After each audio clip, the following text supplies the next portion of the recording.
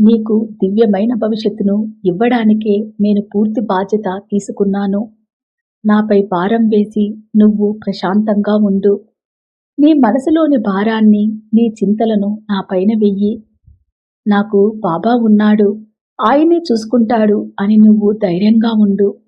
నీ బాధ్యత అంతా ఇక నాదే. నీవు కేవలం నా నామస్మరణ చెయ్యి, మిగతాది నేను చూసుకుంటాను. ఈ రోజు రాత్రి నీకు జరగబోయే అద్భుతం ఏమిటో తెలుసా బిడ్డా? నీ మనసును చాలా కాలంగా వేధిస్తున్న అతి పెద్ద సమస్యకు ఒక పరిష్కారం దొరుకుతుంది. నీ ఇంట్లో ఉన్న నకారాత్మక శక్తి అంతా ఈ రోజు నా రాకతో నశించిపోతుంది. నీ కుటుంబంలో గొడవలు, మనస్పర్ధలు ఉంటే అవన్నీ తొలగిపోయి శాంతి, అనురాగం నెలకొంటాయి.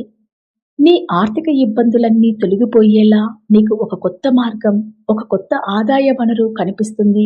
నీవు చేస్తున్న వ్యాపారంలో నష్టాలు తగ్గుముఖం పడతాయి. ఉద్యోగంలో నీకు రావలసిన గుర్తింపు, ప్రమోషన్ అతి త్వరలో లభిస్తాయి. నీవు ఎప్పటి నుండో ఎదురు చూస్తున్న ఒక అత్యంత ముఖ్యమైన శుభవార్త రేపు ఉదయానికల్లా నీ చెవిన పడుతుంది. పిల్లల చదువుల గురించి, వారి భవిష్యత్ గురించి, వారి వివాహాల గురించి నువ్వు రాత్రింబవళ్ళు దిగులు పడుతున్నావని నాకు తెలుసు. నా పిల్లల జీవితం ఏమవుతుందో అని నువ్వు పడే తపన ఒక తల్లిగా, తండ్రిగా సహజమే. కానీ బిడ్డా, నీ పిల్లలు కేవలం నీ పిల్లలు మాత్రమే కారు. వారు నా మనవళ్ళు, మనవరాళ్ళు కూడా అవుతారు. వారి భవిష్యత్తు బాధ్యత పూర్తిగా నేను స్వీకరిస్తున్నాను.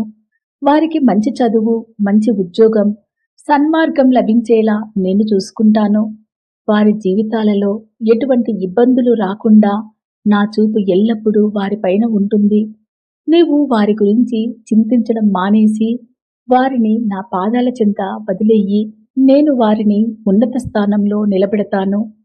వివాహం కాని పిల్లలకి నేను తప్పకుండా మంచి వివాహం జరిగేలా, మంచి వధువు, మంచి వరుడు దొరికేలా చూస్తాను.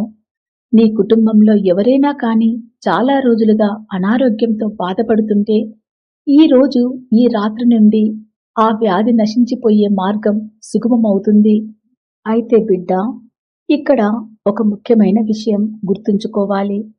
నీవు తీసుకుంటున్న వైద్యాన్ని, వాడుతున్న మందులను ఎట్టి పరిస్థితులలోనూ మర్చిపోవద్దు, ఆపవద్దు. నీవు చూపించుకునే డాక్టర్ల రూపంలో నేనే దగ్గరుండి నీకు సరైన మందులు అందేలా చేస్తున్నాను. ఆ మందులు నీ శరీరానికి బాగా పనిచేసేలా చేసే బాధ్యత నాదే.